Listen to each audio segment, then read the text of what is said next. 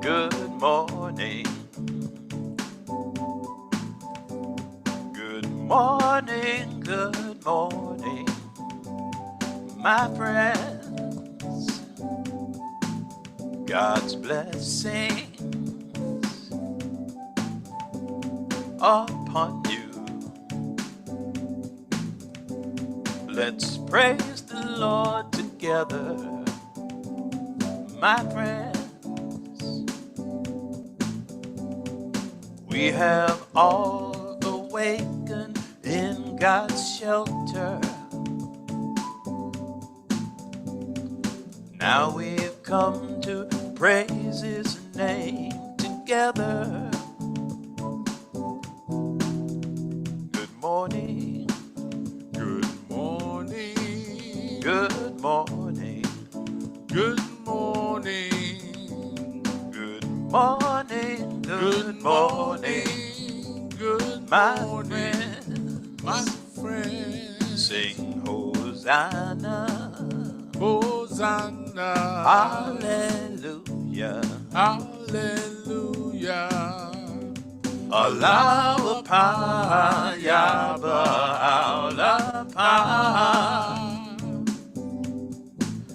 in the sanctuary of our Lord's protection and the stronghold of our Lord's defense. With His love, our spirits are illumined as we glorify His name. Our hearts are blessed. Good morning. Good morning. Good morning.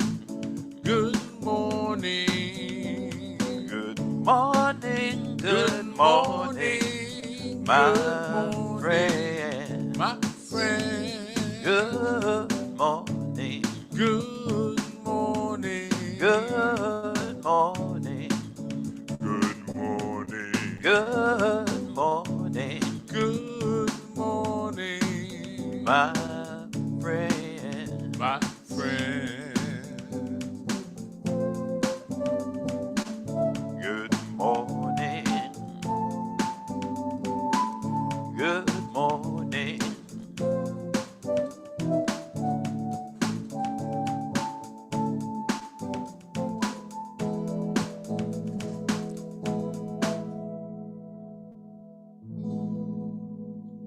I'm a little off. I didn't notice that till we started. I think it's when the guitar fell down. That's what happened. Maybe. Well, good morning, everyone. Hello, Farah and Hushang and Good Alex morning. and Maria and Mike and Gilbert and Jen. morning. And we see Vicky out there and Andy and Cambiz. Good morning. Good morning, everyone in Facebook land. I see. This is close enough now. I can see Brenda's name. Brenda usually joins us. Good morning, Yes. Brenda. She often records us and shares it. So good morning, Brenda, and good morning, Lori. That is Lori. Looks like Lori. Yes, it is Lori. How you doing, Daryl? I'm well. How are you? I'm flustered,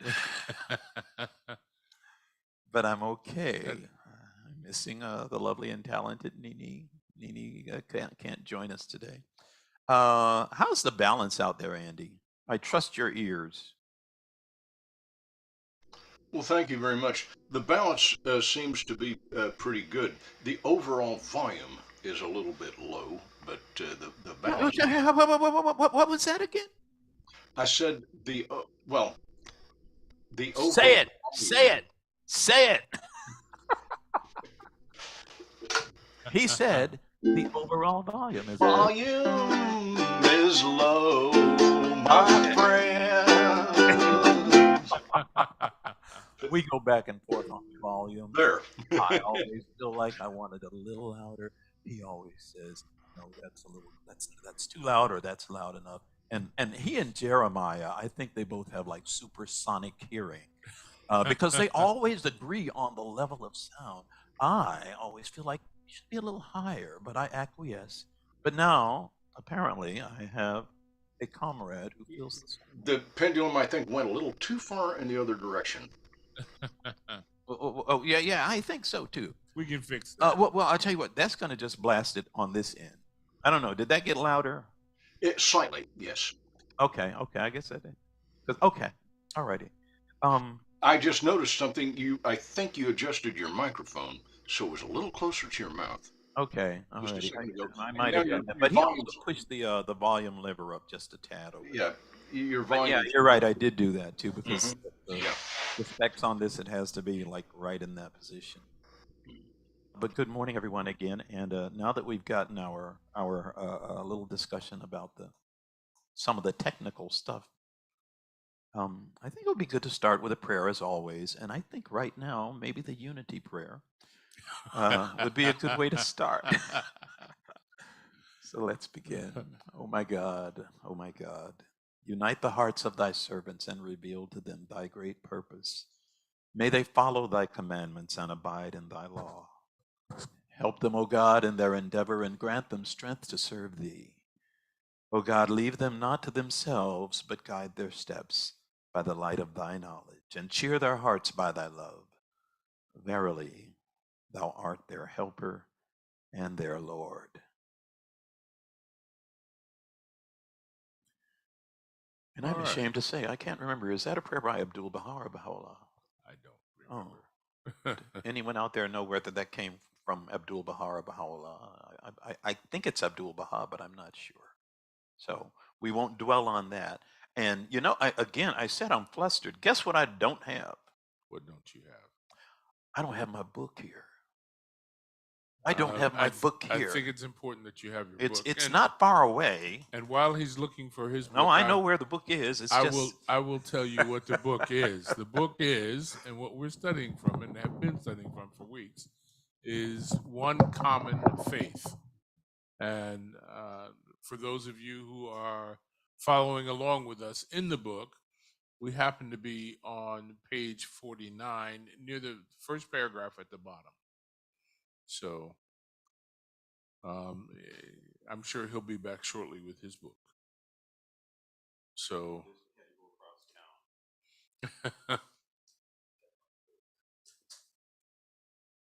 all right, so we're gonna start here on page 49.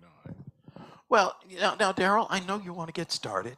Daryl is much more monochronic about time, shall we say. We've had this talk before. What does that mean? Monochronic actually is a kind of, it's a personal and a cultural phenomenon. You have entire cultures that operate more monochronically, which means that they are very, rigid's probably not the best word, but time is a very specific thing. It's something that they control. It is something that is kind of etched in stone. It's very literal. 9 o'clock is 9 o'clock, 10 o'clock is 10 o'clock. Polychronic people are more flexible with time. Maybe a Meaning little more that they're always late. No. No, it doesn't mean that. It means that time is relative. Anyway. Yes, and so they are relatively late. Ah, boy. Okay. I thought I had a friend in Andy. I just lost a friend. No. Yes, you have a friend in Andy. I will keep you on the path. Okay, calm down. Let's calm down. I'm very calm just now. Okay. Go ahead, gentlemen. All right. Thank you. But today, well, it's one thing we should say. Okay, you already pointed out that the book is One Common Faith, and this book actually has 13 sections. The letter that this book has 13 sections. We are today on section 12, which means we're going to be finished hopefully next week. Yeah. And of course, we're already considering what book is going to follow this one. For those of you who don't know, we kind of got into this groove of doing books quite some time ago, and it has been a really good thing. I was thinking about how many books we've read from cover to cover as in our Sunday morning devotions, because we've been going on for years, but it really is, it's been a real joy. But in our last reading, there were certain things that I think are worth again pointing out. Number one, we have to face the fact that the state of the world and the fact that it is running concurrently with a pulling away from religion by masses. The fact that they are running concurrently is not coincidental. They are connected. One is certainly connected with the other. And, as a result of that, of course, we have a whole lot of things going on and people coming up with a whole lot of answers to the world's problems that frankly just aren't working because they're all based on materialism rather than spirituality. And the last couple of chapters have kind of touched on that and pointed out that obviously this emphasis on answering the world's problems purely from a materialistic mindset it just has not worked and will not work.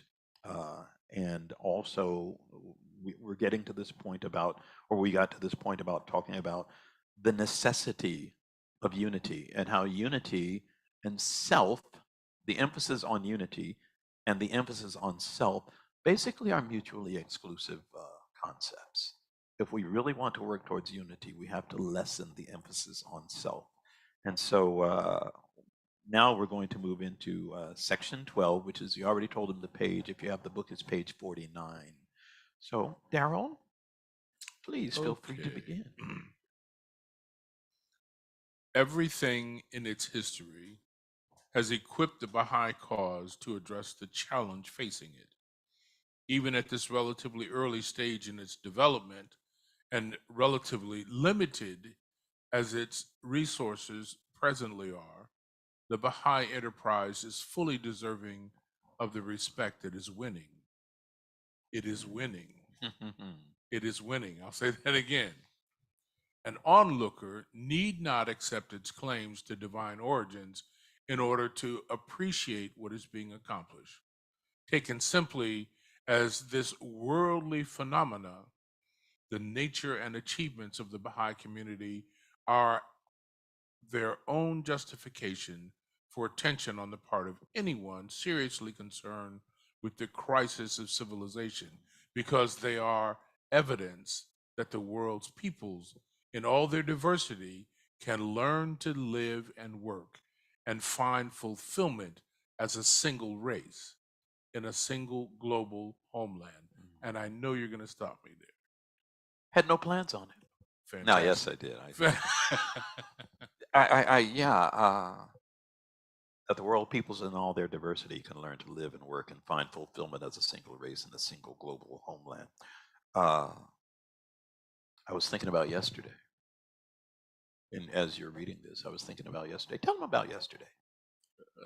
Yesterday, we had a what I call a jam session, and generally it is an event where I invite all the musicians I know and all their families and all their friends, and we fortunately had a family here in Newport Richey that agreed to host the jam session, and we had maybe 50 or 60 people show up and several musicians, and we had great fellowship, great food, great music, and it was an incredible event. And it highlighted the fact that music really plays a part in talking to hearts, and that's what I enjoy about having jam sessions, because all the walls come down when you are in that kind of environment. And it was definitely multicultural and multi-ethnic, and kind of represented the way that the world, hopefully at some point in the future, will be. So for me, jam sessions are pick a holiday or combine all the holidays into one. And to me, that's what jam sessions represent, because they represent all the walls coming down and people enjoying fellowship with each other. I got to tell you, I was having a conversation earlier. Well, this is Sunday, so I should say last week, with a friend and colleague of mine, and who happened to be African American, and we started talking about racial issues. And racial issues as it even was connected with our job and so forth. And something popped out of my mouth that I felt good about. It was a spontaneous statement, but I felt good about saying it. And it was, I might have even said this to other people before, but it's the first time that I can remember saying it, is that to me, one of the best things that I can do to improve the state of the world and improve even race relations is by being a part of the Baha'i faith. Sure. You know, Absolutely. I mean, it's built into the fiber of what we do. It's not something we, it certainly is something we do talk about and we have to talk about and we have to work for, but it's built into the fiber of what we do. And so we're constantly reminded of its importance. Okay. This fact underlines, if further emphasis were needed, the urgency of the successive plans devised by the Universal House of Justice for the expansion and consolidation of the faith. The rest of humanity has every right to expect that a body of people genuinely committed to the vision of unity embodied in the writings of Baha'u'llah will be an increasingly vigorous contributor to programs of social betterment that depend on their success precisely the force of unity. Responding to the expectation will require the Baha'i community to grow at an ever accelerating pace, greatly multiplying the human and material resources invested in its work and diversifying still further the range of talents that equip it to be useful partner with like-minded organizations. Let me back that up. Responding to the expectations will require the Baha'i community to grow at an ever accelerating pace, greatly multiplying the human and material resources invested in its work and diversifying still further the range of talents that equip it to be a partner with like-minded organizations. Along with the social objectives of the effort must go an appreciation of the longing of millions of equally sincere people as yet unaware of Baha'u'llah's mission, but inspired by many of its ideals for an opportunity to find lives of service that will have enduring meaning. The culture.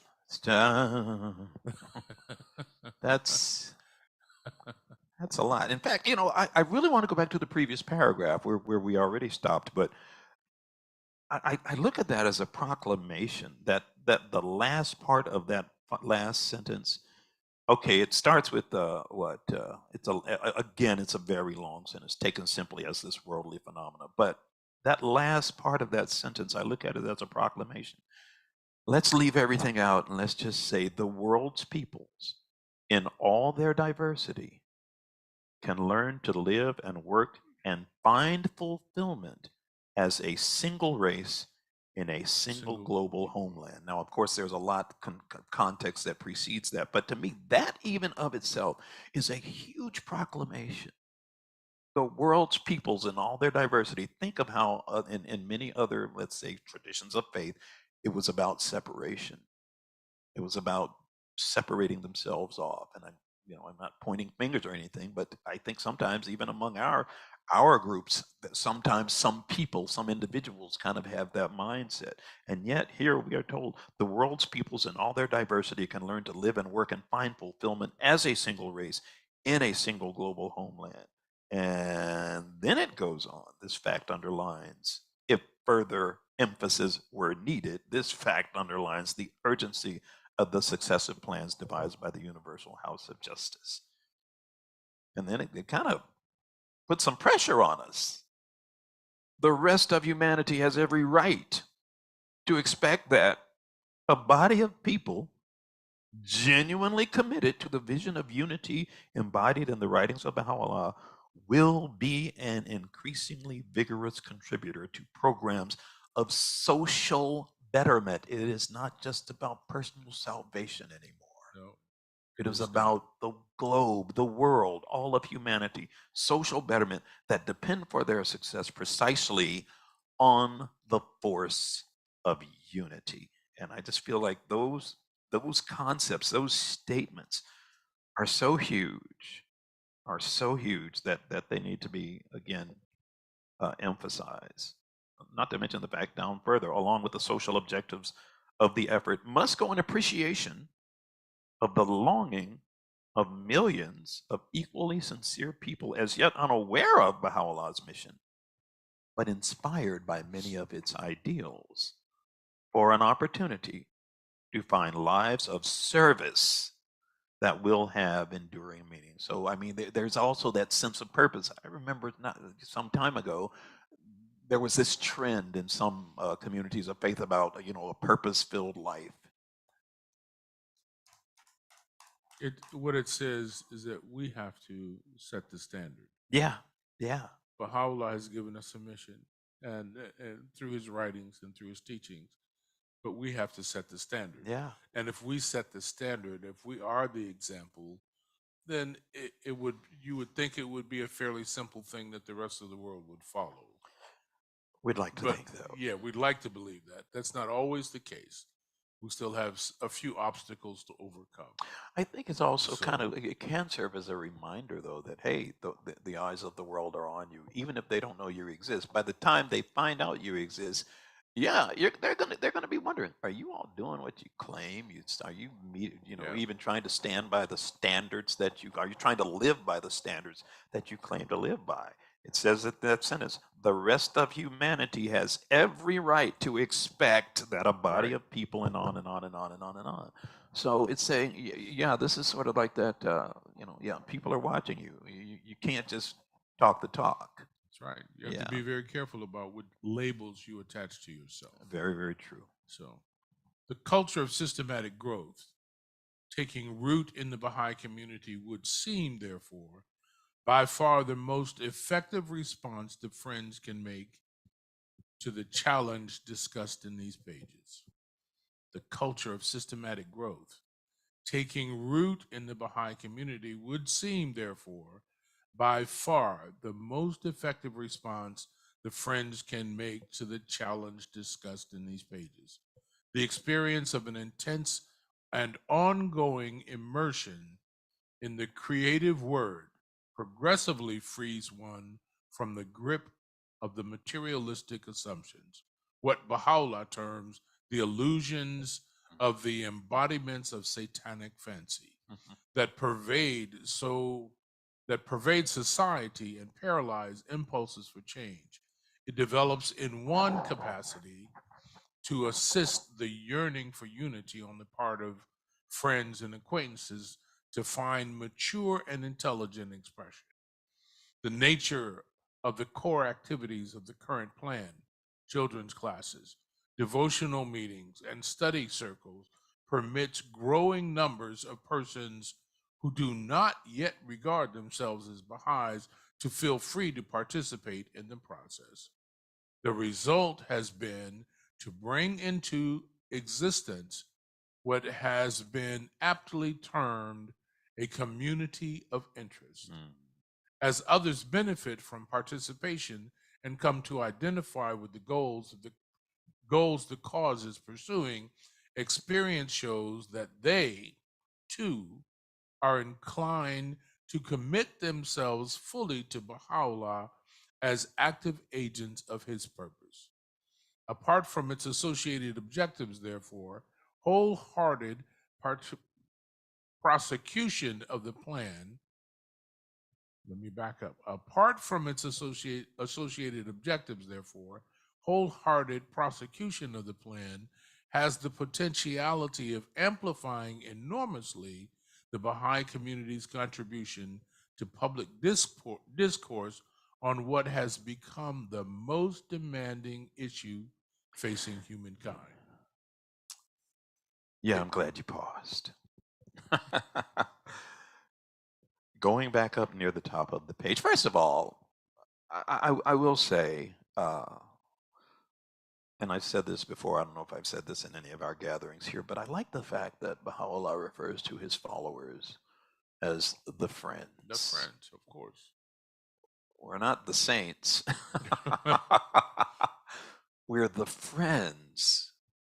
And so it says the most effective response the friends can make to the challenge of, well, the culture of systematic growth taking root in the Baha'i community would seem, therefore, by far the most effective response the friends can make. And then there's that statement about the creative word. It's interesting that those two terms are capitalized because we are talking about the word of God.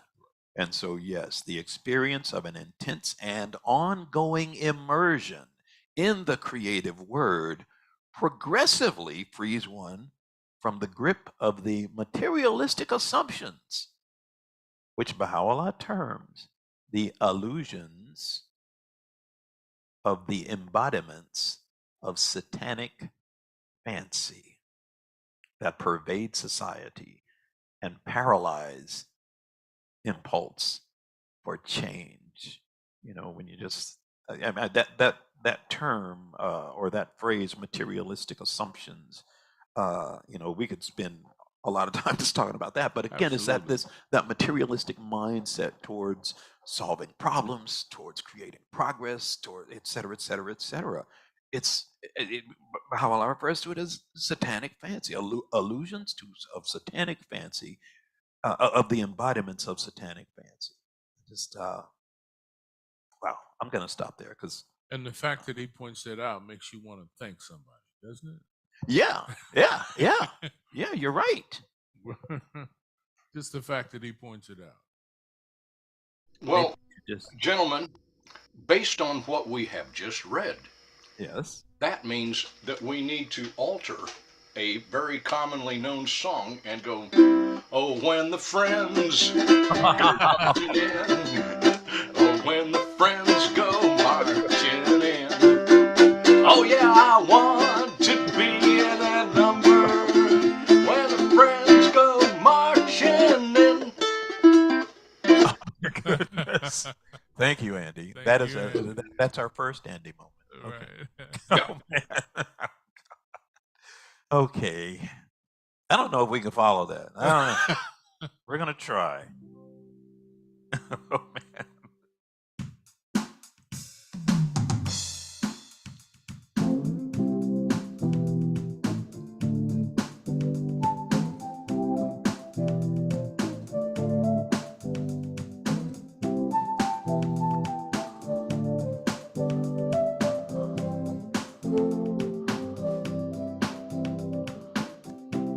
Thank you, Baha'u'llah. O glory of God. Thank you, blessed beauty, from the bottom of my heart. Sweet, sweet Baha'u'llah, you opened my eyes. You showed me the right way through your sacrifice. Ancient beauty, you consented to be bound with chains, that mankind may be released from its bondage within a mighty stronghold. You accepted to be made a prisoner, that the whole world may attain unto true liberty. Thank you, Baha'u'llah, for your revelation, for lifting your voice up to all the nations.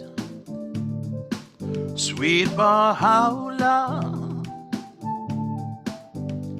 you drain the cup of sorrow, that all the people of the earth could have a better tomorrow.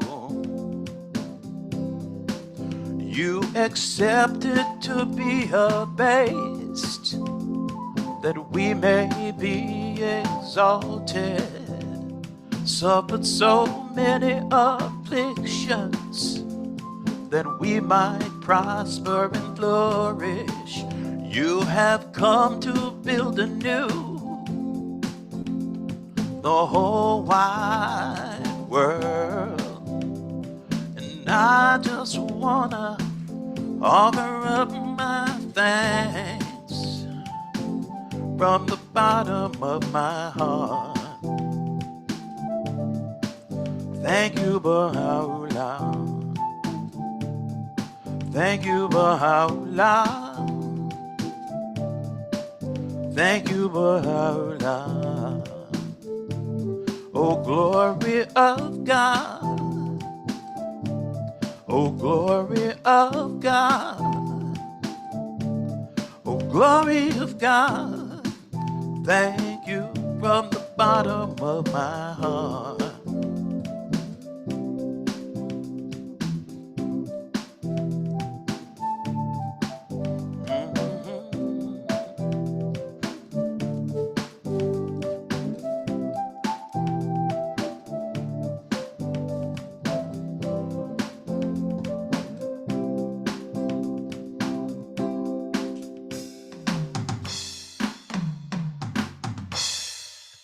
The drum's showing off.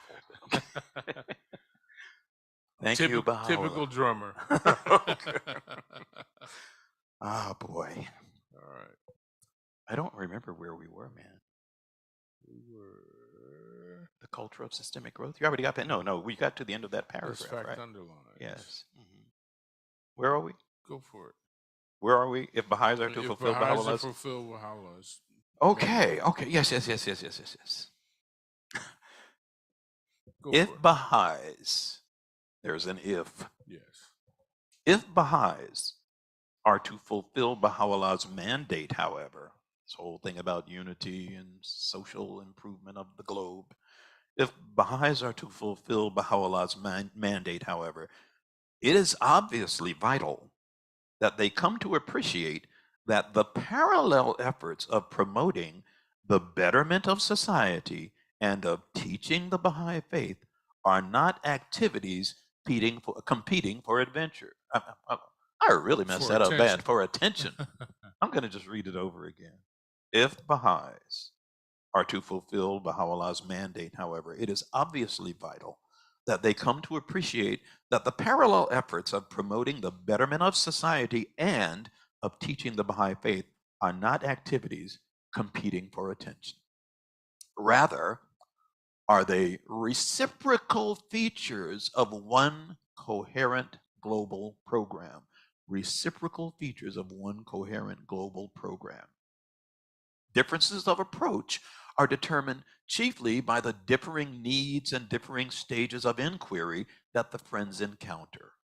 Because free will, listen to this now, because free will is an inherent endowment of the soul, each person who is drawn to explore Baha'u'llah's teachings will need to find his own place in the never-ending continuum of spiritual search. Wow. That says that no one can make you a Baha'i. Yeah, That's something exactly. you have to do on your own. Exactly. And even the way, certainly there are standards we are supposed to absolutely be following, but the way in which you incorporate, once you've agreed to accept these teachings and accept the truth of Baha'u'llah's mission, the way that you incorporate that into your own life is very much up to you. But again, there are standards we're supposed to be abiding by. Can't get around that. Because free will is an inherent endowment of the soul, each person who is drawn to explore in Baha'u'llah's teachings will need to find his own place in the never-ending continuum of spiritual search. He will need to determine in the privacy of his own conscience and without pressure the spiritual responsibility this discovery entails. In order to exercise this autonomy, yes, you are still an autonomous being. In order to exercise this autonomy intelligently, however, he must gain both a perspective on the processes of change in which he, like the rest of the earth's population, is caught up and a clear understanding of the implications for his own life. You have to be aware of what's going on in the world to the extent possible. And how does this affect you? Are you sort of an unconscious player in promoting and continuing a lot of the negative trends that are a part of the globe? Now, that's just part of my own interpretation of what this is saying. You may get something else out of it. The obligation, well, with all of this emphasis on the individual, we still have to remember that you as an individual are part of a community. And so here, the obligation of the Baha'i community is to do everything in its power to assist all stages of humanity's universal movement towards reunion with God. I'm going to read that again. The obligation of the Baha'i community is to do everything in its power to assist all stages of humanity's universal movement towards reunion with God. And I love the fact that they said assist. They did not say force. They did not say push. They said assist. They did not say proselytize. Exactly. They did not say exactly. Assist. Yes, assist is the operative term.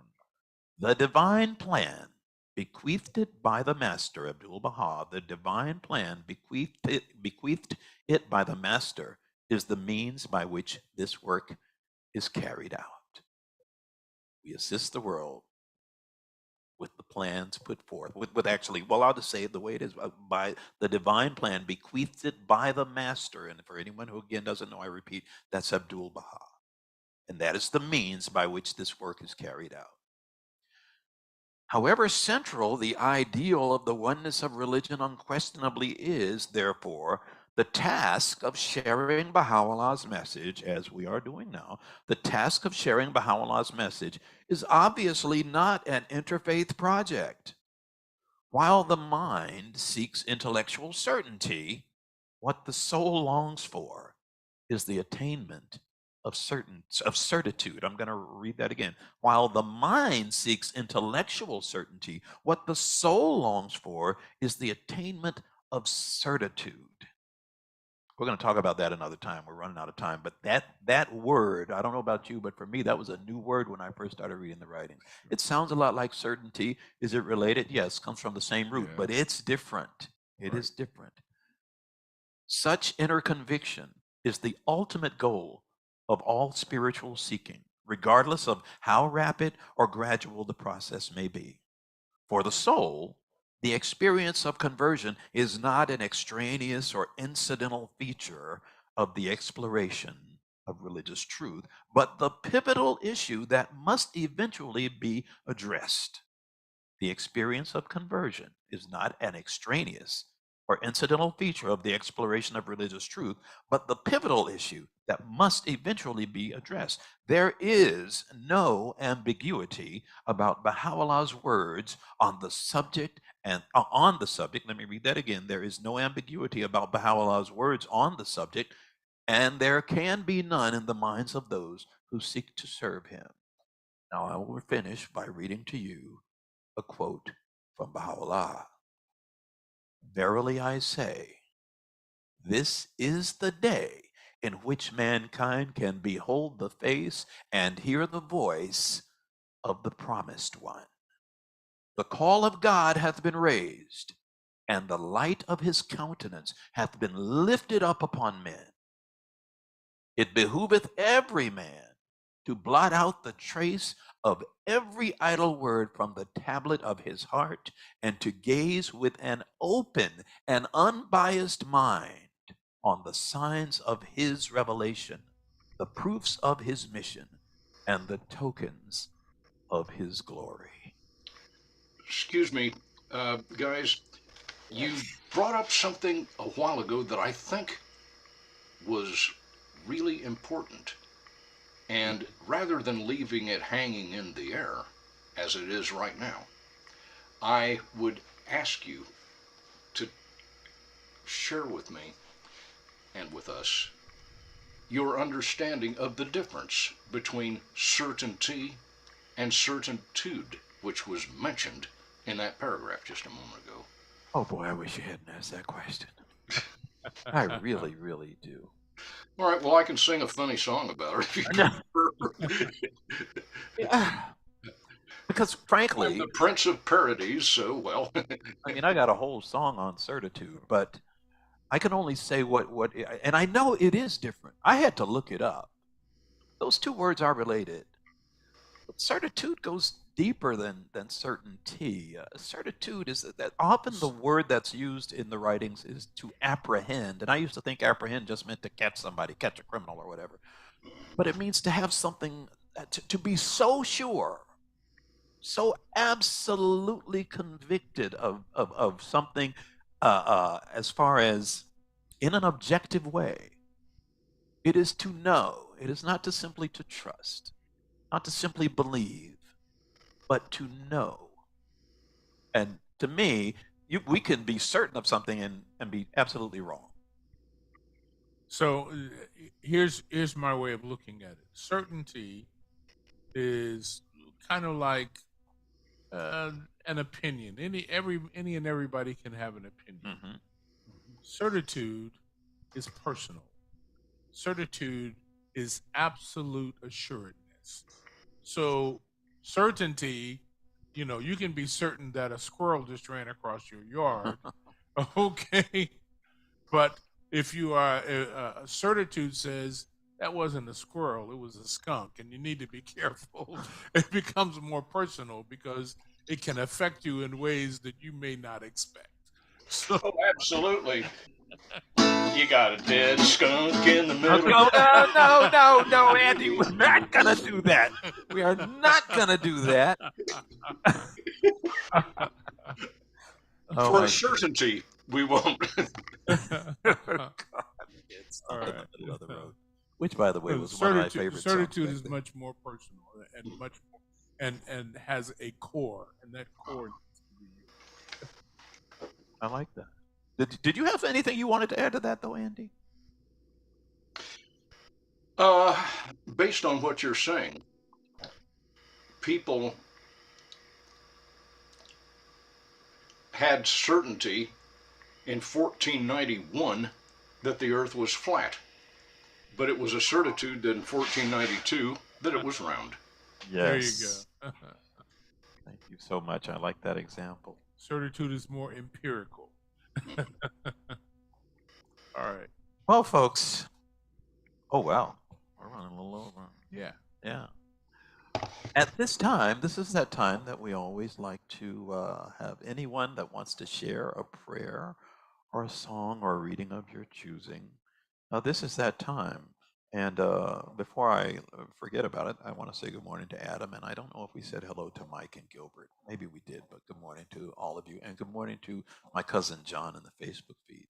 But at this time, anyone who would like to share, this is that time. And as always, of course, we always like to start with our Camby's moment, followed by our Andy Murphy moment. So Camby's, do you have something to share with us today? Sure. I chosen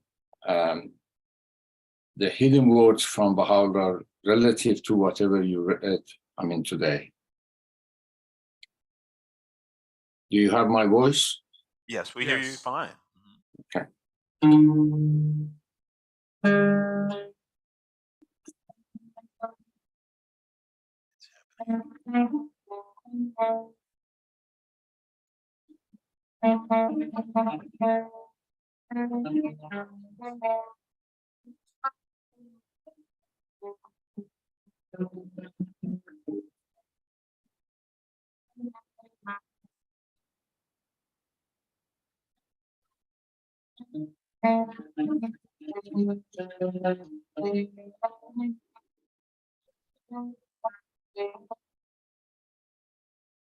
O son of being, busy not thyself with this world, for with the fire we test the gold, and with gold we test our servant.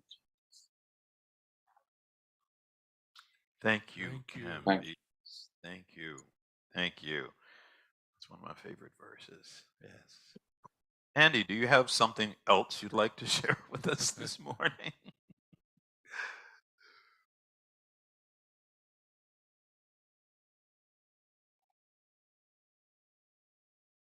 There's a note on the screen. Okay, can you hear me? Have closed Yes. captioning on. Can you hear this? Yes. Yes. Okay, good. Here are some other hidden words.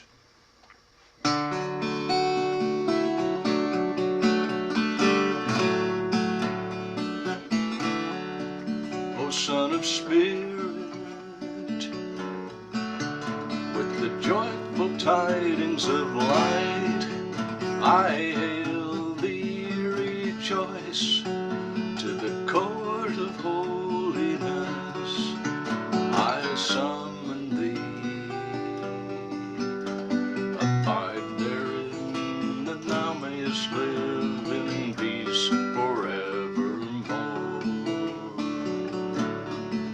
O Son of Being, make mention of me on my earth, that in my heaven I may remember thee. Just shall mine eyes and thine be solaced. O Son of Man, wert thou to speak through the immensity of space and traverse the expanse of heaven, yet thou wouldst find no rest save in submission to our command and humbleness before our face.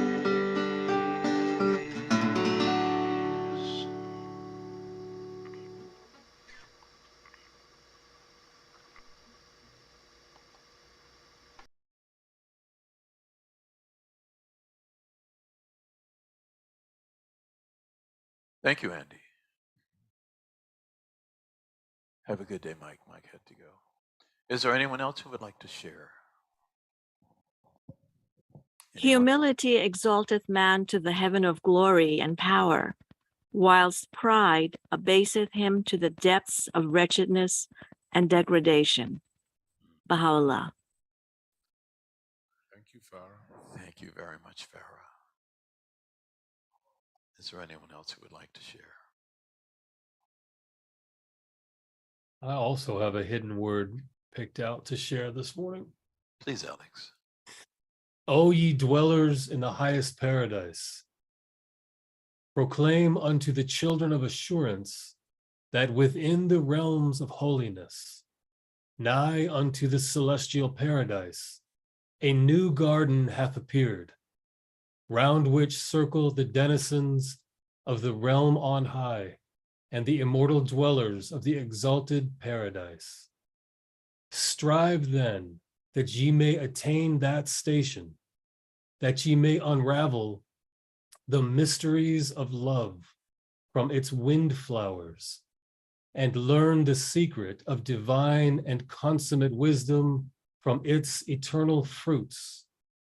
Solaced are the eyes of them that enter and abide therein. Thank you, Alex. Thank you, Alex. Thank you.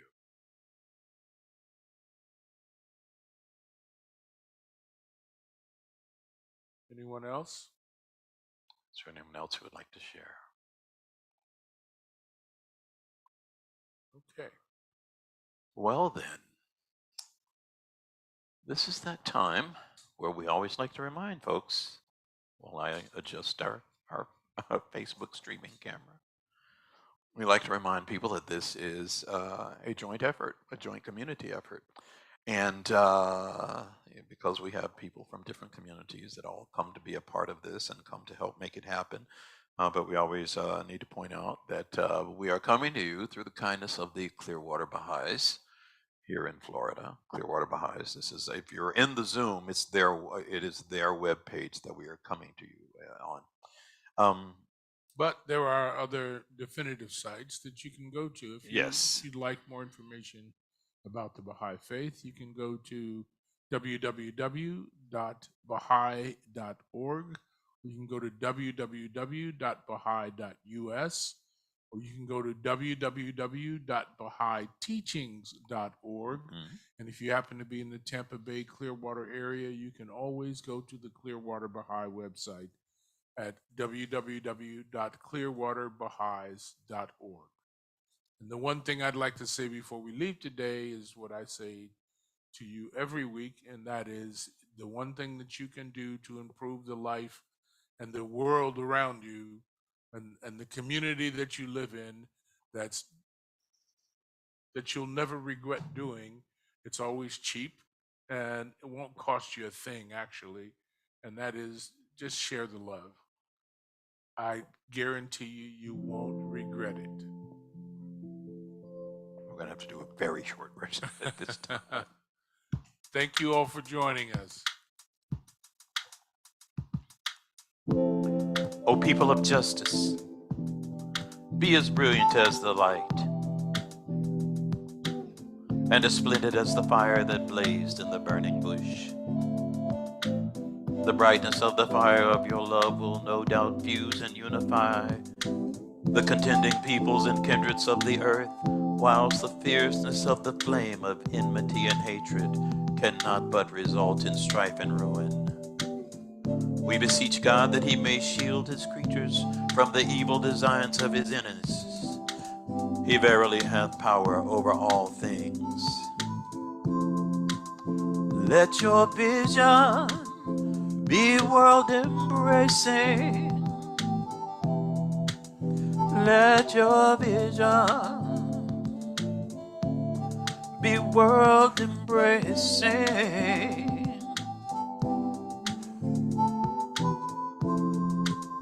Let your vision be world embracing.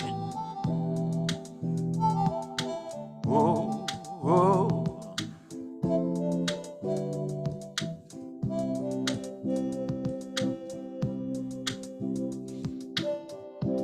Watch over yourselves, for the evil one is lying in wait, ready to entrap you. Gird yourselves against his wicked devices, and led by the light of the name of the all-seeing God, make your escape from the darkness that surroundeth you. Let your vision be world-embracing, rather than confined to your own self. These are the words of Baha'u'llah. Be world embracing. Let your vision be world embracing.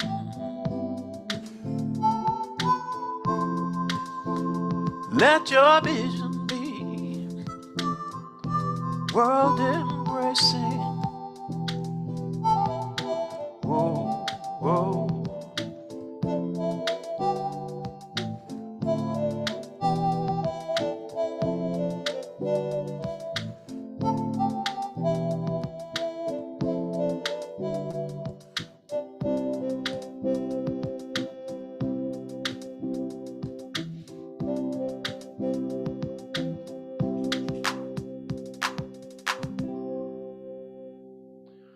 Have a good week, everyone. Take care. Everyone in Facebook land, take care.